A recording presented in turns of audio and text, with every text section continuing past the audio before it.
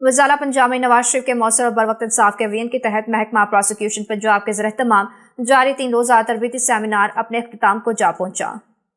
सरगोदा में मुनक़िदा इस सेमिनार के तीसरे और आखिरी रोज़ का मौजू नारकोटिक्स मुकदमात की मौसर पैरवी और कानूनी तकाजे थे। District deputy prosecutor general Mohammad Qasim ने प्री ट्रायल प्रोसीजर, चालान की सिक्योरिटी और केस रिव्यू के अहम पहलुओं पर तफसीली ब्रीफिंग दी। उन्होंने इस बात पर जोर दिया कि मंशियात के मुकदमात में तफ्तीश से लेकर अदालत में पेशी तक तमाम कानूनी तकाजों की मुकम्मल पासदारी नागुज़ीर है, ताकि केस मजबूत बुनियादों पर इस्तवार हो और अदालत में किसी किस्म की गुंजाइश न रहे। सीनियर कानूनदान मलिक साजिद नदीम एडवोकेट ने ट्रायल प्रोसीजर पर इजहार ख्याल करते हुए शवाहिद की मौसर पेशकश, जदीद फ्रांसिक और साइंसी शहादतों की अहमियत पर रोशनी डाली। उन्होंने कहा कि नारकोटिक्स केस में शहादत का तसलसल और कानूनी तकाजों की मुकम्मल तकमील ही सजा के शुराह में बेहतरी का बाइस बनती है।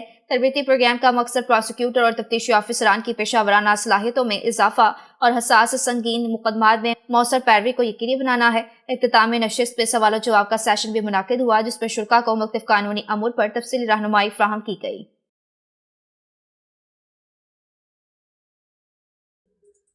सरगोदा